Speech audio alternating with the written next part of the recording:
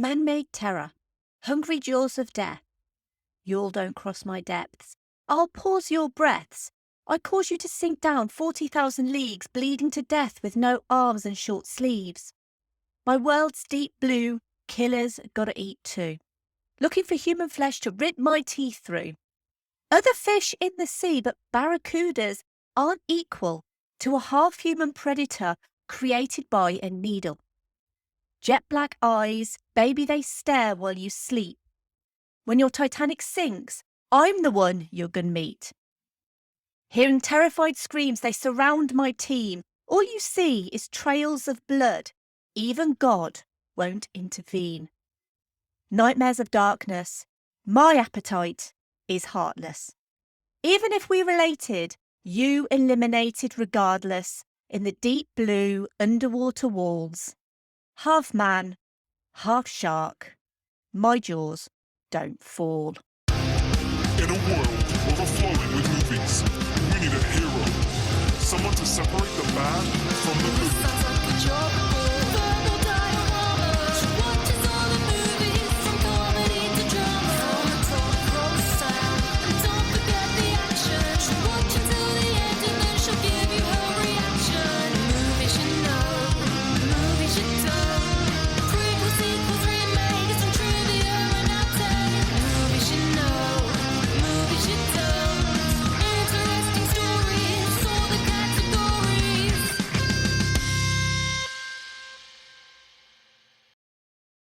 Hi everyone, I'm Em and welcome to Verbal Diorama episode 146, Deep Blue Sea.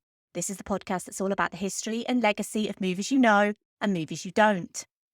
Welcome to Verbal Diorama to all of you wonderful brand new listeners to this podcast, and welcome back regular returning listeners. Sorry there has been a bit of delay in coming back, but thank you for being here and thank you for choosing this podcast. No matter how you found Verbal Diorama, I'm genuinely so happy that you're here for the history and legacy of Deep Blue Sea. You may have noticed there was no episode last week. There was supposed to be an episode on The Crow. And that's because this podcast has suffered a bit of a loss just recently. For 145 episodes, my cat Jess has been an audible presence, either on episodes or just heard in the background, and basically she's always been here. I paused production on The Crow because she was obviously ill, and we spent several days going back and forth to the vet. Her test results came back, and her prognosis was actually really good. The very next morning, though, she passed away. She was 1 week away from turning 18, which is an amazing age for a cat. Genuinely, there are not many cats that live to that amazing age. But that means that there's a big Jess-shaped hole in my life and in this podcast. But I wanted to carry on and I wanted to do an episode for her. I don't know if you realise, I'm actually struggling to talk about this right now, but I wanted to do an episode for her. I wanted to pay tribute to her and to celebrate her and basically to talk about something that she actually really loved to watch. Fish. We lived with my parents for about 6 years, and my parents had a fish pond in the garden, and she would love to watch the fish in this fish pond. So I wanted to do an episode for her, and basically there is nothing bigger than big ass smart fish. I am going to talk more about Jess at the end of this episode if I can actually do it, but I wanted to let you know why there was a delay in coming back after my best friend's wedding, and also to say I don't think that I can quite bring myself to talk about The Crow right now, because obviously that includes a very public real life death, and to be honest, I'm not very emotionally stable enough to talk about death right now. So The Crow will happen on this podcast in a few weeks' time, once I feel a little bit happier to do The Crow.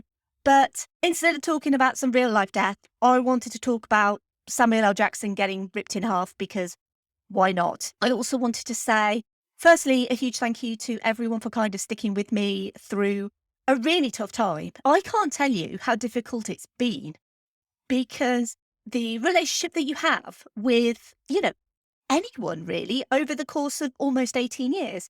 And Jess was literally the greatest cat in the world. Like, I can't tell you enough how amazing she was every day.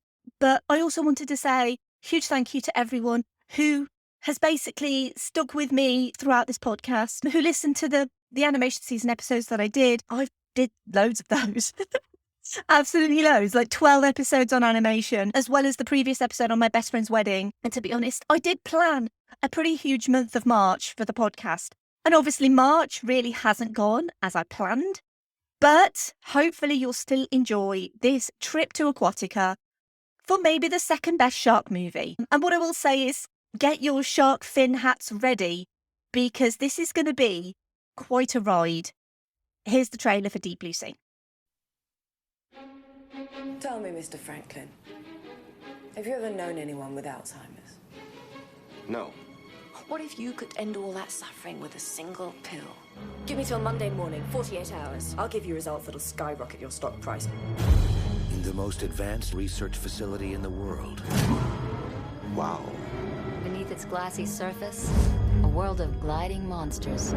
A team of specialists is working against the clock Did someone order the fish? on an experiment to benefit mankind. Sharks never show any loss of brain activity as they age. We're this close to the reactivation of a human brain cell. But before they can save millions of lives, Tell me I didn't see that. They recognize that gun. It's impossible. Sharks do not swim backwards. They can't. they'll have to find a way to save their own.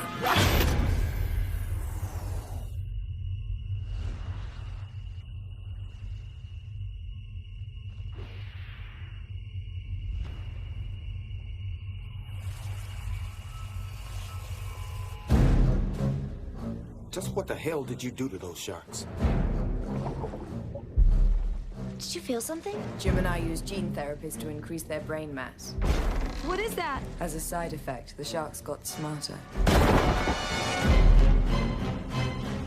Somebody, please, tell me what that is.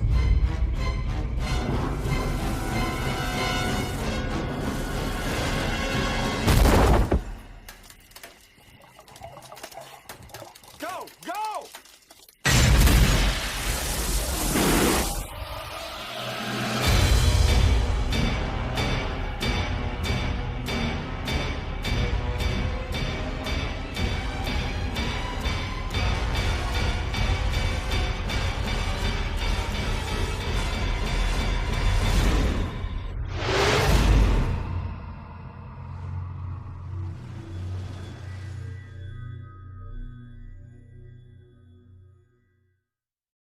Searching for a cure for Alzheimer's disease, Dr. Susan McAllister invites billionaire Russell Franklin to Aquatica, a state-of-the-art underwater laboratory and testing facility in the middle of the ocean, with the hope that he would further invest in her and her research.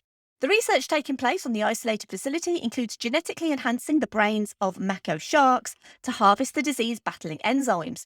What was supposed to be a visit for Russell Franklin turns into something more when a storm hits the facility. The hyper-intelligent sharks strategize to flood it and hunt down the team, killing them off one by one. We'll quickly run through the cast. We have Saffron Burrows as Dr. Susan McAllister, Thomas Jane as Carter Blake, LL Cool J as Sherman Preacher Dudley, Jacqueline McKenzie as Jan Higgins, Michael Rappaport as Tom Scoggins, Stellan Skarsgård as Dr. Jim Whitlock, Ada Turturro as Brenda Kearns, and Samuel L. Jackson as Russell Franklin. Deep Blue Sea was written by Duncan Kennedy, Donna Powers, and Wayne Powers, and is directed by Rennie Harlin. Of course it's directed by Rennie Harlin. And it's not to be confused with The Deep Blue Sea, the 2011 drama starring Rachel Weisz and Tom Hiddleston, nor the stage play that is based on. The inspiration for Deep Blue Sea came not from its more famous and critically acclaimed cousin Jaws, but like Jaws, a real-life shark attack inspired writer Duncan Kennedy, who as a kid in the 1980s saw a dead shark attack victim on a beach in Queensland, Australia. The gruesome sight stayed with him, giving him nightmares of being chased by sharks in flooded hallways that could read his mind. The sharks that could read his mind, not the hallway, just to be clear. But that wasn't his only interaction with the creatures. In the 90s, while holidaying at the Great Barrier Reef, he and his wife booked a dinghy to visit Middle Island and heard shouts of shark coming from the beach. A huge shark was chasing fish, and as they were on this tiny boat, the shark went underneath the boat, almost capsizing it. Once they reached the island, they caught sight of a sunken, abandoned observatory that reminded him of the nightmares he had as a child. Further into the holiday, at a beef farm, they were using genetically modified growth hormones, and they told the couple that it made the cows more aggressive. So Duncan Kennedy had being chased by sharks in corridors, an abandoned observatory, growth hormones causing aggression, and a petrifying idea of man-eating sharks. It's hardly rocket science to suggest these form the basis of what would become Deep Blue Sea. Deep Blue Sea was the third screenplay written by Duncan Kennedy, who was a graduate of USC Film School and worked as an uncredited designer on movies like Terminator 2, and the screenplay itself was originally titled Deep Red. He wrote both a treatment and a screenplay, which took 8 weeks for both. He conversed with scientists at Moat Marine Lab on shark physiology and also squalamine and cancer research. Squalamine is a steroid polyamine conjugate compound with a broad spectrum antimicrobial activity and anti-angiogenic activity found in the stomach and liver of the spiny dogfish shark. It was studied as a potential cancer drug and as a potential treatment for the wet macular degeneration, but as of 2018 had not succeeded in phase 3 trials for any use.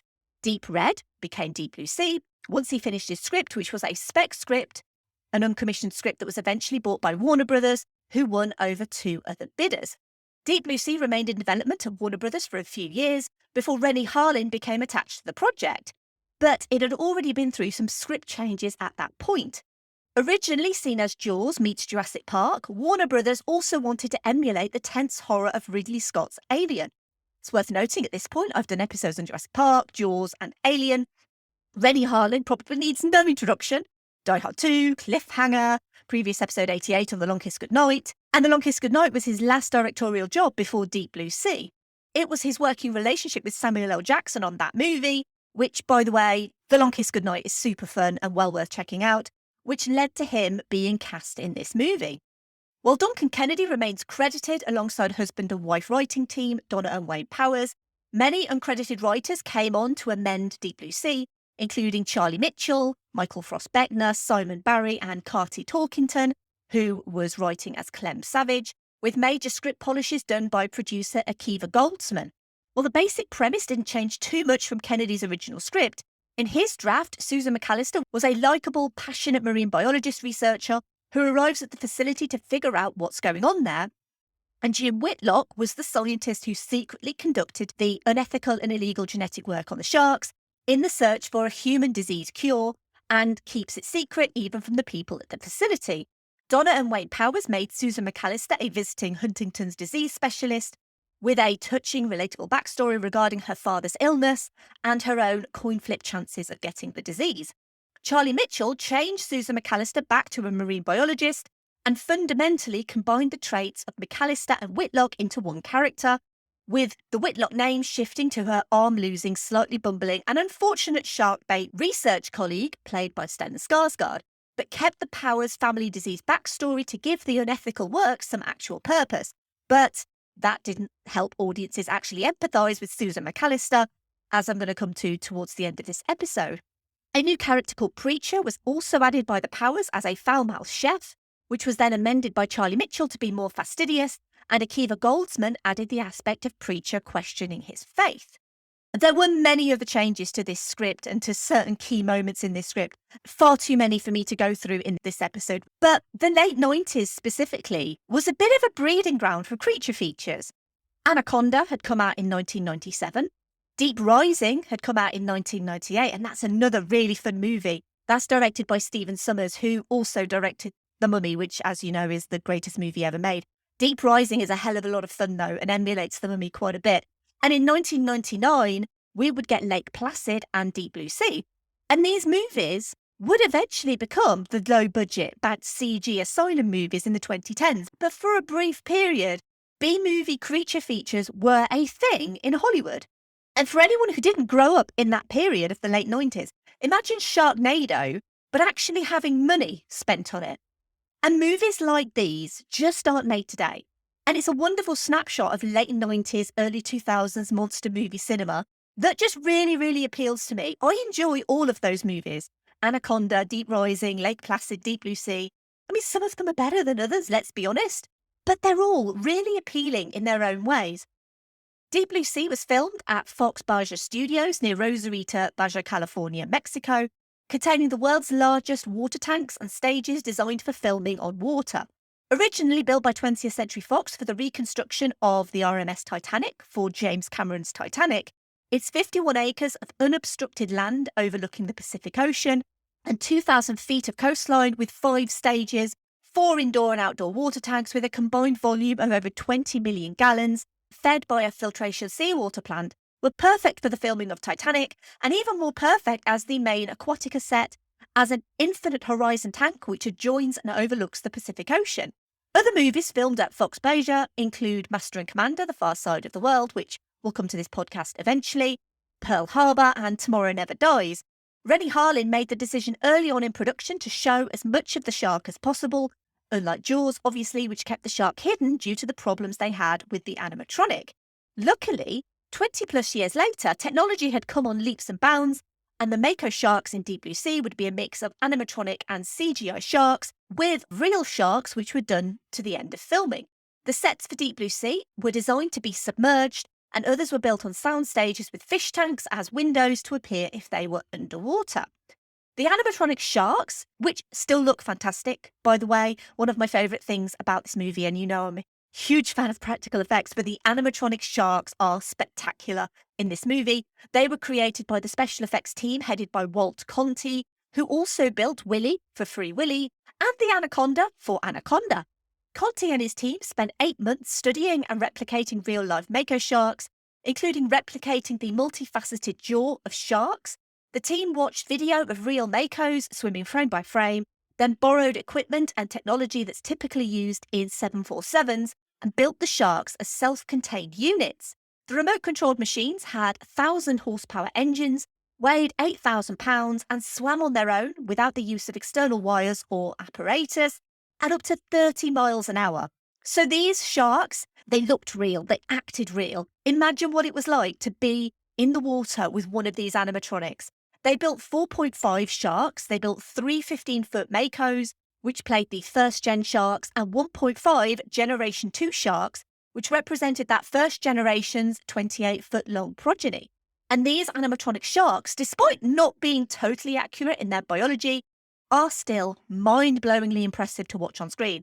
And when I say biology, this comes from an actual shark scientist, and I watched a YouTube video specifically from a shark scientist who watched this movie, and he specifically mentions that shark skin isn't smooth like a dolphin's skin.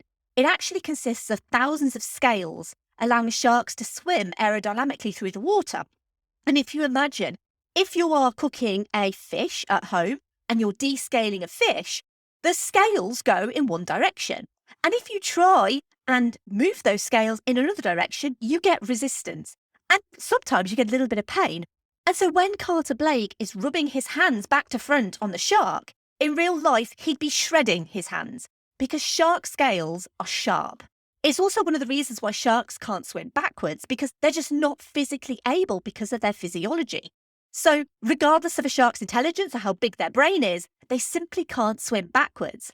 And just because a shark is smart or has an enlarged brain does not mean it understands physics, because there's a difference between intelligence and knowledge. But, you know, I'm nitpicking about this movie because I think this movie is super fun. But really, intelligent sharks don't mean knowledgeable sharks. But anyway, Deep Blue Sea was clearly the result of much collaboration, but ultimately the idea that humans mess with nature for their own gain emulated Jurassic Park. Samuel L. Jackson was also in Jurassic Park, and he was originally up for the role of Preacher, but his agent didn't think he was right for the part, and the Russell Franklin part ended up being created for Jackson, a part which seemed destined to be the hero of the movie. Franklin, who'd famously survived an avalanche, potentially with maybe a little bit of cannibalism. It's not really very clear, but something he says alludes to either murdering someone or cannibalizing them. I'm not really sure. But he had 7 pages of a rousing speech monologue. And while Deep Blue Sea isn't really known for its incredibly witty script and well-defined characters, this 7-page monologue all about how they were going to get out of the situation, how they were going to survive, and likening it to ice. Well, Samuel L. Jackson thought it was naff, really. He and visual effects supervisor Jeff Oken had worked together several times in the past. They were good friends. Jackson suggested to Oaken that they just kill him off before he even finishes the monologue. Jackson starts performing the scene, and they did 20 takes. And basically, all Samuel L. Jackson just wants was to just get to the spot in the scene where he's going to get killed off. And he was basically just getting there quicker and quicker every single time. Rennie Harlin starts to get quite frustrated. Samuel L. Jackson explains to Rennie Harlin that there's no way that he can say this cheesy dialogue. And Jeff Oakham steps in and suggests their idea to kill Russell Franklin before he even finishes his monologue, to surprise the audience. Reportedly, Samuel L. Jackson's words to Jeff Oaken, when Oaken said he could kill him before he reached the intended edge of the pool, were, "Just kill me. The sooner you kill me, the happier I'll be." Originally, the scene was shot as the whole sequence without Jackson reading the 7 pages of dialogue, but with a stand-in doing it. Oaken put the shark attack scene together as a standard horror scene, and the movie was sent for audience testing with Rennie Harlin in attendance. The feedback for that scene was, well, the phrase "Rennie Harlin, you suck" was used. Frank Uriosti was brought onto the movie to recut it to make the scene funny and cheesy instead of serious horror, and as soon as Jackson got into the required position, the scene was taken to Hammerhead Productions for the CG shark work, where visual effects supervisors Jamie Dixon and Rebecca Marie and technical effects supervisor Thad Beer worked on the digital shark as well as the digital double of Jackson. Hammerhead was a relatively brand new studio, and Thad Beer wrote the tools they used for the image creation with rendering by Pixar's RenderMan. It was an exciting prospect for them to work on Deep Blue Sea and work on arguably the most famous scene in the movie. When it came to crediting the Hammerhead team for their work, a number of artists didn't make the cut due to Warner Brothers being quite stingy with credits. To get back at them, the team added shark-based middle names to their requested credits. To this day, for Deep Blue Sea only, Jamie Dixon is credited as Jamie Great White Dixon, Rebecca Marie as Rebecca Mako Marie, and Thad Beer as Thad Tiger Beer. But to this day, Deep Blue Sea excels at its practical effects and stunts, even though one didn't quite go as planned. As Stellan Skarsgård's character is hooked up to the helicopter during the storm, the other characters run to the cargo bay. The actors got accidentally hit by 3 tons of water, which threw them off their feet and into some boxes. The actors weren't harnessed at the time, but stayed in character despite the accident, and this scene is the scene that makes it into the movie. I mentioned test screenings changed Samuel L. Jackson's death scene, and like My Best Friend's Wedding, test screenings really did help shape Deep Blue Sea for the better, most notably the ending of the movie. The original ending had Saffron Burrows' character, Susan McAllister, escape the shark-infested water and not only live, but save the character of Carter Blake. Test audiences hated Susan just as much as they hated Julianne Potter getting her happily ever after. They saw Susan as the villain, the person experimenting on the sharks, and the reason why the sharks were what they were. When test audiences saw the movie a month before release, it was clear that Susan couldn't survive to the end. A somewhat romance between the characters of Susan and Carter had led to a kiss at the finale, and scenes of, well, I guess what you'd call flirting are still in the movie, but it was clear that as the primary villain, Susan had to get her comeuppance. This led to a one-day reshoot at the Universal Studios tank to show Susan sacrifice herself to save Carter, LL Cool J's character Preacher survive his shark attack, and be the one to save Carter and stop the final shark from escaping the facility. CG was used not only on the sharks in the new ending, but also to remove Saffron Burrows from certain scenes. And it's a good job LL survived, otherwise we wouldn't have got Deepest Bluest at the end. Obviously, I joke, we would have got Deepest Bluest anyway. It's quite legendary. And that not only saved the life of Preacher, but the production realised what a treasure they had in LL Cool J, who did many of his own stunts, including the fall down the stairs, and so his screen time in the movie was actually increased. His bird, however, would meet an untimely end. While they couldn't afford a trained parrot, they ended up with 2 parrots, one who could sit on LL's shoulder and the other who could fly on command. And while the science in this movie is suspect, to say the least, such as physics in water, there is literally none in this movie. The strength of the facility's glass, I mean, you would kind of think it might be a little bit stronger than that.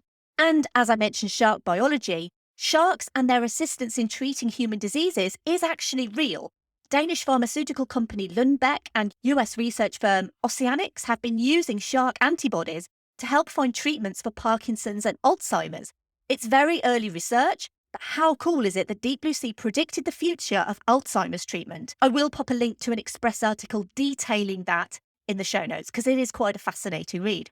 In many ways, Jaws cemented the shark movie and the fear of going into the water, but Deep Blue Sea revived it and ultimately led to the likes of Sharknado, Mega Shark vs. Giant Octopus, as well as the slightly more serious shark thrillers like Open Water and The Shallows.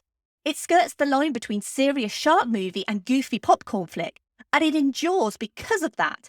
It's a creature feature and a disaster movie and appeals to lovers of both.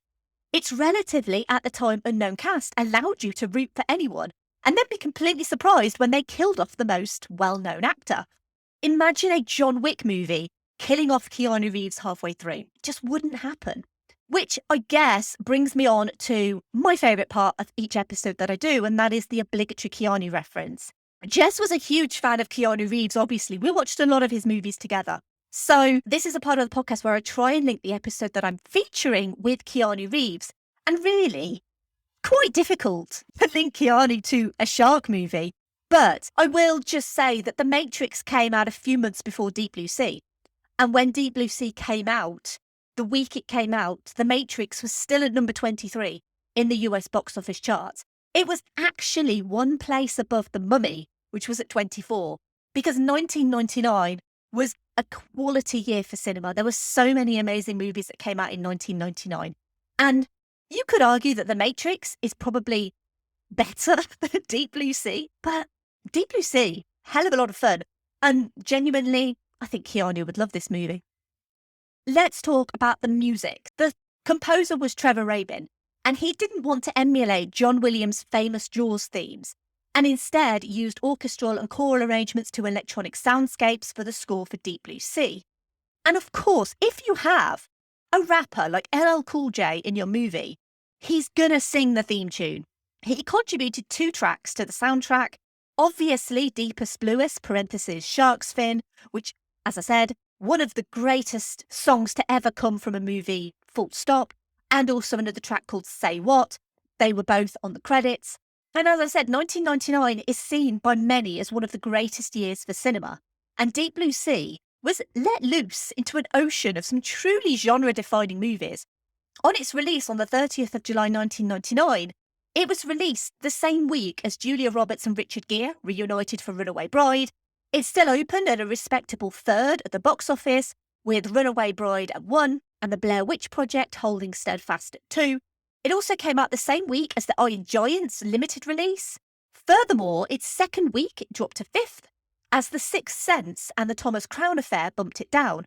Mystery Men, which I've also done an episode on, came in at 6th that week. The summer of 1999 is basically a who's who of classic movies that everyone knows. So really, the fact that this little shark movie did as well as it did is actually quite miraculous. It did really well to compete with all of these amazing movies.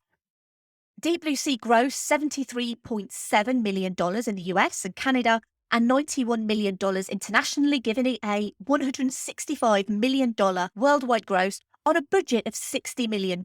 So it did really decent business.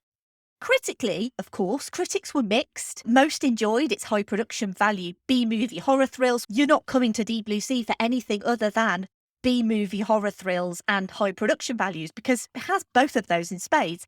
It's currently 59% on Rotten Tomatoes. It's classified as rotten, which I think is slightly unfair, but I get that a lot of people don't like this movie. I really, really enjoy this movie. There have been 2 straight-to-DVD sequels, Deep Blue Sea 2 in 2018 and Deep Blue Sea 3 in 2020. I have not seen either. I've seen clips from both of those, and they look pretty naff, I'll be honest. It's actually a little bit baffling they didn't do a sequel sooner than 2018, because you would think they'd bring out a quick sequel to this. In 2019, for the 20th anniversary, that was celebrated by a screening at the TCL Chinese Theatres in Hollywood. That was attended by Thomas Jane and other cast members. Thomas Jane also stayed for a post-screening Q&A. Usually, at this point, I would move over to social media comments. But because this episode is slightly different, it's coming after a bit of a break, a period away from the podcast, I decided to not include any social media comments. And I want to specifically apologise to Andy, because perennial commenter Andy did provide a comment for Deep Blue Sea. And I'm obviously not using that comment, and I'm not using any comments only because I don't feel like this is an episode for people to comment on. And I think that's mainly because I wasn't sure how I'd feel doing this episode. The actual shark portion of the episode, the actual talking about the movie itself, is fine. That is really easy for me. I can kind of switch off. But I want to end this episode on a tribute for Jess. And I didn't feel like adding other people's comments was something that I really wanted to do on this episode. So I do apologise, Andy, for not using your comment. But here are my closing thoughts anyway on Deep Blue Sea. There are hundreds and hundreds of shark movies out there, and I'm a big fan of most of them. Not a huge fan of anything with teeth, just generally, but shark movies I really enjoy. I really love the cheesy, bad sci-fi movies. I've seen most of those as well, and I don't watch them because they're good. It's more that they're so bad. I enjoy the fact that they're so bad. And Deep Blue Sea isn't a deep movie, although it tries to be. It tries to warn us of what happens when we mess with nature. But while the movie might tell us that sharks did all this, as I said, I really don't think intelligent sharks can prepare or plan for a storm. The sharks didn't flood the facility by way of planning the flood. The facility flooded, and the sharks took advantage. And Jaws will always be the big daddy of shark movies, mostly because it's actually about the humans and their experiences rather than the sharks, and that really is the genius of Jaws. Deep Blue Sea retains its podium in shark movies as it's the right amount of serious, thoughtful human endeavours and pulpy B-movie thrills. It clearly pays homage to Jaws several times with key beats, as well as giving us the right amount of cheesy popcorn fun. Really, the only modern movie that does something similar is The Meg. And even then, The Meg just doesn't feel as fun as this feels. Deep Blue Sea is trying so hard to be a cautionary tale like Jurassic Park, but it doesn't have the deft direction or the character growth or development. But then it doesn't need well-developed characters, because these people are all going to die. The sharks, in all of their glass and steel door breaking, oven turning on glory, are there and in animatronic form, look and move fantastically. The CG sharks, haven't even really mentioned the CG sharks. They are a little hit and miss, especially the Samuel L. Jackson eating one. But it's 23-year-old CG. You can forgive it, I think. I miss big budget creature features with high production values. Most recently, the only one that springs to mind is Godzilla vs. Kong. And even then, that was more of a CG smackdown. It didn't have the real, tangible, practical effects that I really, really love. Deep Blue Sea is a rare gem that delivers R-rated thrills and gore, smart suspense, and while Rennie Harlin can be a bit hit or miss in that you either love his stuff or you hate it, this is definitely one of his best, most memorable movies. Could it be better? Sure. Does it need to be? No, not really. Did anyone order the fish? And I'll be honest, Deep Blue Sea was always in the schedule for this month. I've moved the schedule around a little bit, but I was always going to do Deep Blue Sea. And then my original plan was Jess was going to turn 18 this month. So we were going to do a special episode on cats. But obviously, all of that has now changed. It made sense to have Deep Blue Sea as a tribute to Jess because she loved fish. She usually ate tuna and not shark. She loved tin tuna. It was one of her favourite treats. And then towards the end, she wasn't even eating tuna. That, along with some other things, was how I knew she was really not well. I took time off this podcast just before the episode on my best friend's wedding came out because Jess was getting sicker and sicker. And personally, I'll be forever grateful that I did that because I got to spend that final week and a half with her, which means everything. And to be honest, we didn't really do much. We just watched movies in the evenings. And that was something that we did a lot during her almost 18 years of life. Almost every movie I saw at home, I watched with her. And she preferred some more than others. She was obsessed last year with the cat in the Pixar movie Soul. And as I was considering what I was going to do for her for this podcast, I considered covering Soul. But while the subject matter is kind of not really something I find easy to talk about right now, as I said, I plan to cover cats, and I'm no longer covering cats because I don't feel like I can cover cats at the moment, just because that was something that I was going to do for her and with her. So I might do cats at some point, but I'm not going to be going to cats. And that's not just because I don't like the movie Cats. I find the movie Cats very strange. The movie Cats has a really, really interesting story behind it. So I kind of do want to talk about cats, but Not right now. I don't know how many people know the story of Verbal Diorama and how Verbal Diorama actually came to be. It's something that I have mentioned a couple of times, but I've never really gone into a great deal about it. But Verbal Diorama was a podcast born of grief. My granddad passed away a couple of months before the first episode, and it was his death and a promise to him that basically created this podcast. This podcast, I struggled to get it off the ground in 2018. And then at the end of 2018, my granddad died. And that was basically a catalyst. That was how the podcast came about. And Jess will always be a part of this podcast, no matter what happens in the future.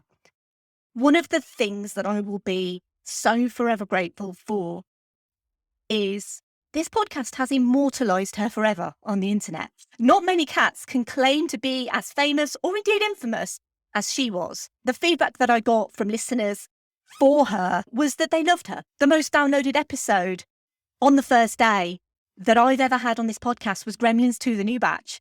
And that was an episode that she appeared on. But she appeared with me on Livestream for the Cure. She showed her bum on camera. And basically people donated to charity purely because of her and how much they loved her and how much they loved her personality and her sass. And she had the best, most loving personality. And I got to experience that for almost 18 years. And I'm so grateful for that. Animals can change your life. They do nothing but show you unconditional love. And this is a movie about smart animals, and there was no animal smarter than Jess. You wait your whole life for a single moment, and then suddenly it's tomorrow. That's a quote from this movie, by the way. And this is not the first time that I've got emotional on this podcast, and this is not the first time that I'm not going to censor that emotion.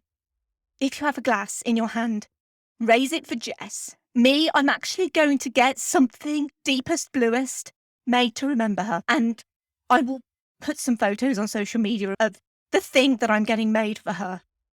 I'm not sorry that this episode is making me emotional, because if we don't have emotion and we don't have love and we don't have things that make us laugh and make us cry, then we have nothing. Jess was everything to me. She was my constant companion. She was my best friend. And I will miss her more than I can say. And Verbal Diorama continues in her memory. With that, thank you for listening. As always, I would love to hear your thoughts on Deep Blue Sea.